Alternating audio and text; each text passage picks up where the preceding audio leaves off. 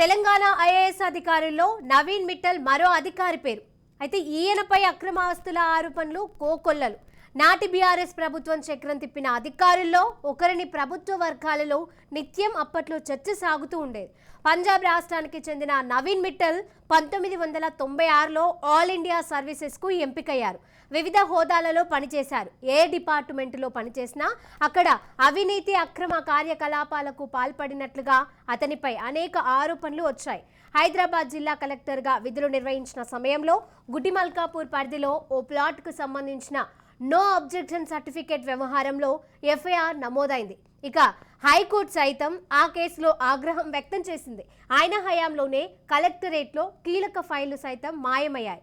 భాగ్యనగరం పరిసర ప్రాంతాలలో కుటుంబ సభ్యుల పేర్లతో భూములు, విలువైన స్థలాలు కూడా కొన్నట్లుగా ఆరోపణలు ఉన్నాయి. ఇంటర్ ఆన్లైన్ మూల్యాంకనం విషయంలో గ్లోబరీనా సంస్థకు అంటగట్టే ప్రయత్నం చేశారని విద్యా ఐకాస్ ఆరోపించింది. గ్లోబరీనాకు క్లీన్ చిట్ ఇచ్చేందుకు కోట్ల రూపాయల ఒప్పందం జరిగిందని అప్పట్లో ఐకాసా నేతలు ఆరోపించారు. ఫ్రీ బిల్డింగ్ వ్యవహారంలో అవకతవకలు జరిగాయని ప్రధానంగా విమర్శించారు. వార్తల ఆధారంగా తెలంగాణ ఐఏఎస్ అధికారి నవీన్ మిట్టల్పై దర్యాప్తు చేసి చర్యలు తీసుకోవాలని కేంద్రంలోని డిఓపిటి, రాష్ట్రపతి ఆదాయ పన్ను శాఖ, సెంట్రల్ విజిలెన్స్, సిబిఐ, ఈడీలకు హైకోర్టు న్యాయవాది రాజేష్ కుమార్ ఫిర్యాదు చేశారు. ఇంత జరుగుతున్నా కేసీఆర్ అండ్ టీం మాత్రం నవీన్ మిట్టల్పై ఎలాంటి చర్యలు తీసుకోకపోవడం వెనుక కేటీఆర్ హస్తం ఉందన్న గుసగుసలు బాగానే వినిపించాయి.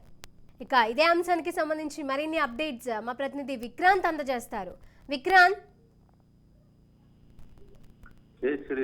గ్లోబరీనా వ్యవహారంలో అధికారుల పాత్రపై పలు అనుమానాలు అయితే వ్యక్తమవుతున్నాయి. ఆరోపణలు ఎదుర్కొంటున్న ఆ అధికారి గతంలో ప్రభుత్వ మార్గదర్శకాలకు పట్టించుకోలేదన్న ఆరోపణలు సైతం ఉన్నాయి. అయితే దీన్ని ఏ విధంగా చూడాలి?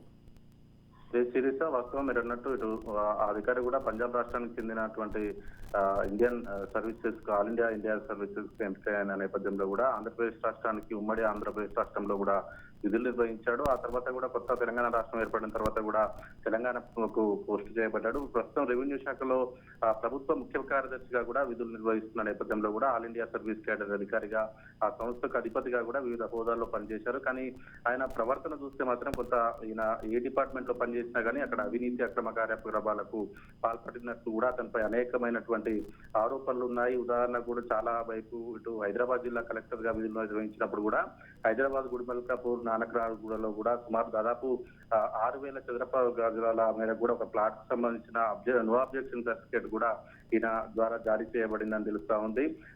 ఈయన మీద అప్పట్లో ఎఫ్ఐఆర్ కూడా బుక్ అయింది. హైకోర్టు అతనిపై క్రమశిక్షణా చర్యలు, క్రిమినల్ చర్యలు కూడా తీసుకోవాలని కూడా ఆదేశించింది. వాస్తవానికి ఇతని ఆస్తికి సంబంధించి కూడా కుంభకోణంలో సైతం చక్రం తిప్పాడు. గౌరవ లోకాయుక్తపై కూడా ఆయన వ్యక్తిగతంగా విమర్శకులు దిగడంతో కూడా అతనిపై చర్యలపై కూడా సుమోటోగా కాంగ్రెస్ కూడా తీసుకున్న పరిస్థితి కనిపించింది. ప్రభుత్వం తరఫున కూడా అభియోగాలు మోపింది. ఈ అధికారి పైన పేరు చట్టవిరుద్ధమైన చర్య కోసం కూడా 2012 సంవత్సరంలోనే ఈ వ్యవహారం జరిగిందని తెలుస్తా ఉంది. అతనిపై క్రిమినల్ తెలుగుతేటలు ప్రదర్శించి కూడా తనకంటే జూనియర్ అయిన అతని వారసుడు పేరు మీద కూడా ఛార్జ్ మెమోను సిద్ధం చేశాడనే సాక్షితో కూడా క్యాట్ నుంచి కూడా తప్పించుకోగలిగాడు. అయితే స్వతంత్ర అధికారితో కూడా విచారణ జరిపించేందుకు అప్పట్లో హైకోర్టు ప్రభుత్వానికి స్వేచ్ఛనిచ్చింది. కానీ ఈ కేసు ముందుకు సాగలేదు. అప్పట్లో ప్రభుత్వంతో కొంచెం కలుపుగోలుగా ఉన్న నేపథ్యంలో కూడా ప్రభుత్వం ఇతన్ని మచ్చిక చేసుకుని కూడా ఇతను ప్రభుత్వాన్ని పక్కదారి పట్టించాడని కూడా ఆరోపణలు ఉన్నాయి.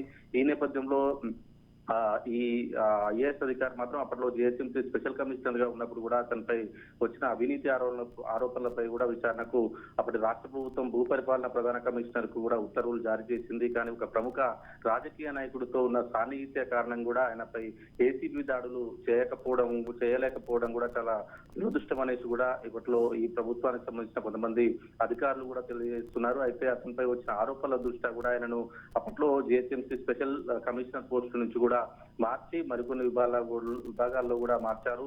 ప్రస్తుతం కూడా ఈ ప్రభుత్వంలో కూడా కీలకమైన శాఖలో ఉన్నప్పటికీ అతనిపై గతంలో ఉన్నటువంటి ఆరోపణలకు సంబంధించి అది రుజువు చేసే పనిలో మాత్రం ప్రభుత్వం ఉన్నట్లుగా తెలుస్తోంది. రానున్న రోజుల్లో కూడా అతనిపై క్రిమినల్ చర్యలు తీసుకునే ఉద్దేశం మాత్రం కనిపిస్తా ఉంది. Sudheesh, right, thank you Vikrant.